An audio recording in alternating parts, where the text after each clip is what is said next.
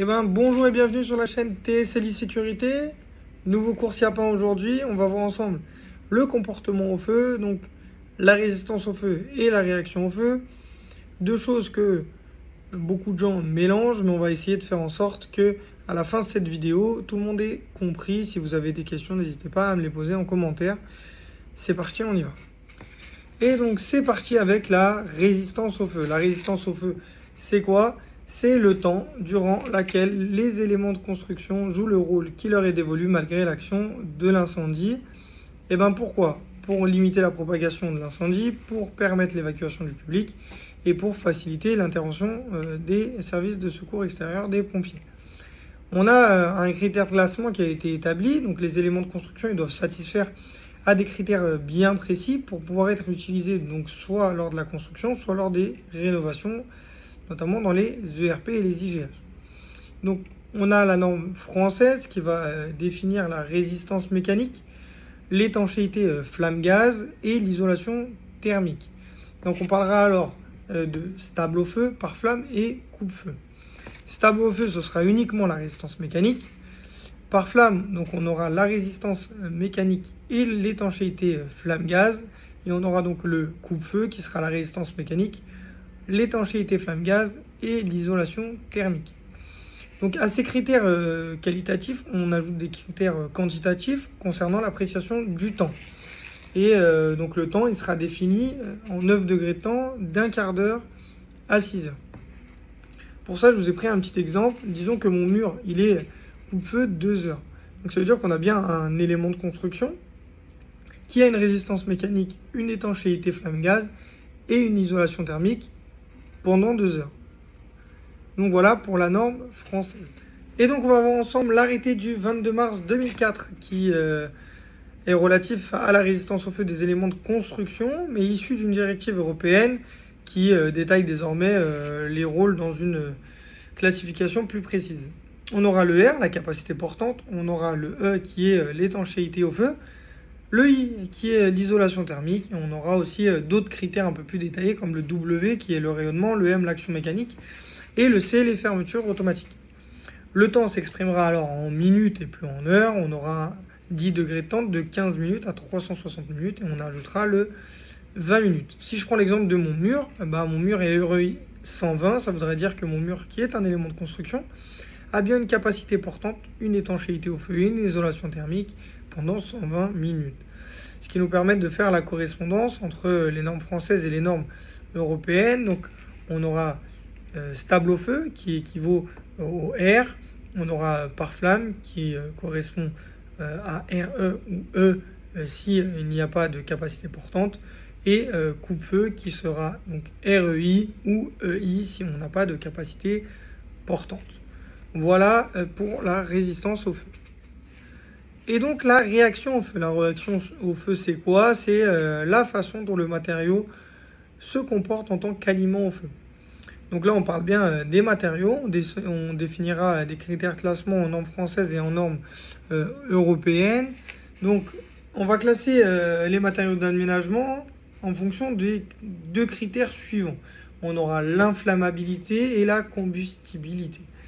Donc, le classement, c'est M0, incombustible, M1, combustible, ininflammable, M2, difficilement inflammable, M3, moyennement inflammable, M4, facilement inflammable, et NC, on parlera des matériaux non classés, non testés.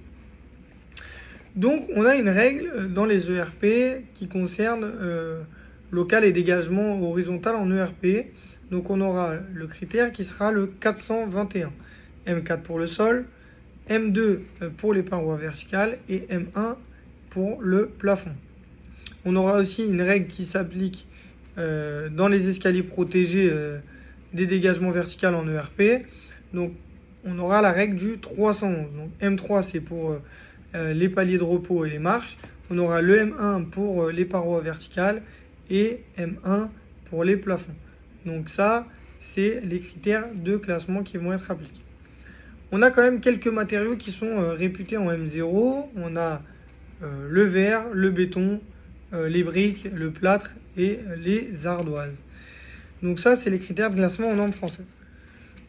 Donc, Et ben pareil, la norme européenne. La norme européenne, là, c'est l'arrêté du 21 novembre 2002, issu d'une directive européenne qui partage désormais les produits de construction en deux ensembles. On aura les sols et les autres produits que les sols. Donc c'est un système d'Euroclass qui définit en gros 7 niveaux de classement chacun des deux ensembles. Donc ils seront classés A1, A2, B, C, D, E, F. Donc pour les différencier, on a mis en place pour les sols la norme FL. Donc FL qui indique flore, donc pour les sols. Donc tous les produits de sol seront classés A1 FL, B FL, D FL et ainsi de suite. On aura aussi une classification relative à la production des fumées qui a été ajoutée et elle sera définie en 3 classes avec la lettre S qui signifie donc smoke, fumée, et par un chiffre. Donc le S1 ce sera que ça dégage peu de fumée, le S2 un dégagement de fumée un peu plus important et le S3 fumée importante. Et donc on aura les autres produits que le sol.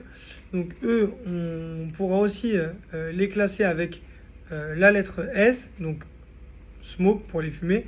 Et également, on ajoutera la lettre D qui correspond aux gouttelettes et aux débris enflammés qui seront dégagés par ces matériaux. Donc le D0, ça dégagera peu de gouttelettes. D1, production de gouttelettes. Et le D2, de nombreuses gouttelettes. Donc amené à ça, et comment on obtient tous ces résultats, aussi bien en résistance au feu qu'en réaction au feu, ce sera par les procès-verbaux. Donc on a différents matériaux qui sont mesurés et certifiés par des laboratoires agréés par l'État. Et donc à l'issue de leur essai, les laboratoires établissent des procès-verbaux. À retenir sur ce module, comportement au feu, on va parler de la résistance au feu, mais de la résistance au feu, il faudra connaître les critères. Si je vous dis demain, cet élément de construction, ce mur, coupe-feu 2 heures, il faudra que vous sachiez me dire que coupe-feu 2 heures, ça veut dire qu'il a une résistance mécanique, une étanchéité gaz-flamme et une isolation thermique pendant 2 heures et que ça correspond au REI. C'est ça le plus important, connaître les critères. Et quand on vous parlera de réaction au feu en vous disant « Ok, ce dégagement il est en 311 », ça veut dire que le sol sera en matériau M3, donc moyennement inflammable, et les murs et le plafond en matériau M1, donc combustible ininflammable. Et à partir de là, vous allez pouvoir plus facilement naviguer avec toutes ces notions. Merci à tous pour votre écoute. J'espère que ce module a été clair et je vous dis à très vite sur la chaîne TSLI Sécurité.